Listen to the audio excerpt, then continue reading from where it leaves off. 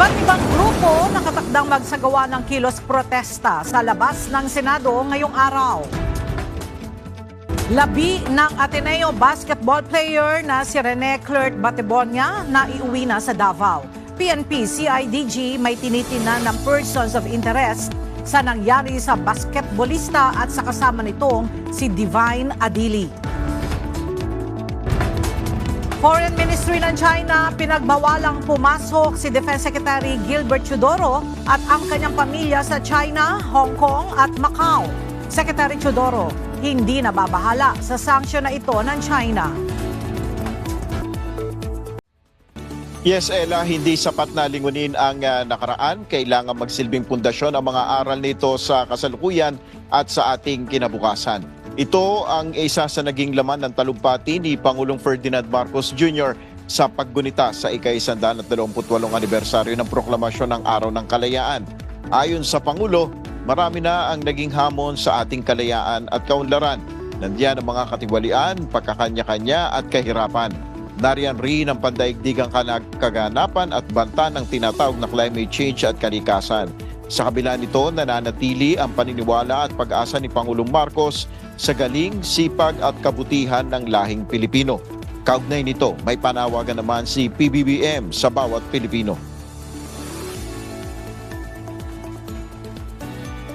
Sa bawat Pilipino, ito ang aking panawagan. Huwag po tayong mapagod na mahalin, piliin at ipaglaban ang Pilipinas. Ipalalim natin ang ating kamalayan, maging mapanuri sa katotohanan. Gamitin natin sa tama ang ating kakayahan, hindi sa masama. Lumaban ng patas sa araw-araw, huwag pagsamantalahan ang pinagpaguran ng iba. Freedom must always go hand in hand with progress. Hindi sapat na tayo ay malaya kung marami pa rin ang hindi nabibigyan ng pagkakataon na maging bahagi ng pag-unlad. Ang hamon sa ating henerasyon ay tiyakin ang bunga ng kalayaan ay mararamdaman sa bawat tahanan at komunidad. Mag-alas 3 ng madaling araw kanina nang lumapag sa Davao International Airport ang private plane kung saan nakasakay ang labi ni Rene. Kasunod ito ay dinala muna ito sa isang funeral homes bago naman dalhin sa Ateneo de Davao University Senior High School Bangkal Campus kung saan magaganap ang public viewing. Alauna ng hapon magsisimula ang public viewing na tatagal hanggang sa June 14, araw ng linggo. Matapos naman ito ay dadalhin na ang labi ni Rene papunta sa kanilang hometown sa lalawigan ng Agusan del Sur. Ela sa ngayon ay hindi pa rin nakaburol itong namang labi ni Divine Adili, yung isa pa rin basketball player na nalunod kasama nito ni Rene dahil matatandaan natin na humihiling ang pamilya ni Adili na sumailalim muna ito sa autopsy bago ito i-repatriate papunta ng Nigeria.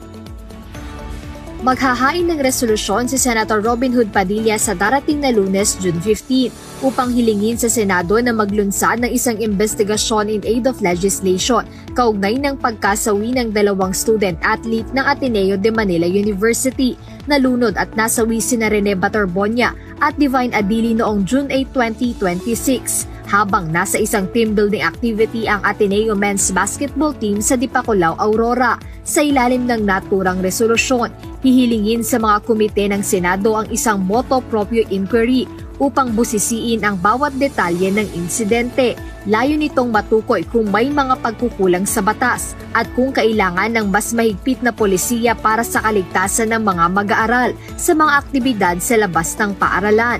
Binigyang diin ni Senator Padilla, hindi paninisi ang layunin ng hakbang na ito, kundi ang paghahanap ng katotohanan. Nais din ng senador na masuri kung sapat ba ang kasalukuyang supervision requirements at risk management protocols ng mga universidad para sa kanilang mga atleta. Inihain ni Navotas City Representative Toby Tiangco ang House Resolution Number 1112 para imbestigahan ang pagkasawi ng dalawang student athletes na sina Rene Batebonia at Divine Adili na Ateneo de Manila University habang nasa training activities. Ito ay para matukoy ang pananagutan ng universidad at mga kinaukulang ahensya ng pamahalaan sa insidente. Gayon din upang makapaglatag ng mga rekomendasyon at kinakailangang hakbang upang maiwasang maulit ang kahalintulad na insidente sa hinaharap. Bago ito, ilang kongresista na rin ang naghahain ng kahalintulad na resolusyon upang makapagsagawa ng pagdinig kaugnay ng trahedya. Nais matukoy ng PNP Criminal Investigation and Detection Group o CIDG kung sino-sino ang may criminal liabilities sa nangyaring trahedya sa Aurora. Kaya naman, walang sasantuhin ang CIDG sa ginagawang investigasyon sa pagkalunod ng 2 basketball athlete ng Ateneo de Manila University na sina Rene Baterbonia at Divine Adili. Ayon kay PNP CIDG Director, Police Major General Robert Alexander Morico II, titiyakin nilang magiging airtight ang kasong isasampa laban sa mga sangkot. Sa ngayon, nasa mahigit 20 individual na ang pinadalhan ng sapina ng CIDG para magbigay linaw sa insidente, kabilang ang head coach ng Ateneo de Manila University na si Tab Baldwin. Natanggap na ng Department of Justice kahapon ng hiling ng kampo ng pamilya ni Rene Baterbonia, ang isa sa Ateneo de Manila University basketball player na nasawi matapos malunod sa isang resort sa bayan ng Dipaculao, Aurora noong June 8. Sa request letter na ipinadala ng legal counsel nito na si Atty. Israelito Torreon, nakasaad ang kanilang hiling sa DOJ na maglabas ng Immigration Lookout Bulletin Order o ILBO ang Bureau of Immigration laban kay Ateneo Blue Eagles coach Thomas Anthony Tab Baldwin. Ito ay habang nagpapatuloy ang ginagawang investigasyon ng Philippine National Police at National Bureau of Investigation sa pagkamatay ni Rene Baterbonia at Divine Adili.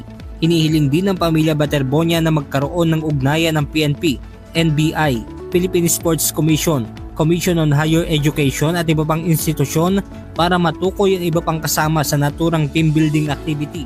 Ayon sa basketball player na si Derek Duterte at coach na si Jasper Magno, masakit para sa kanila ang pagkasawi ni Rene Baterbonia.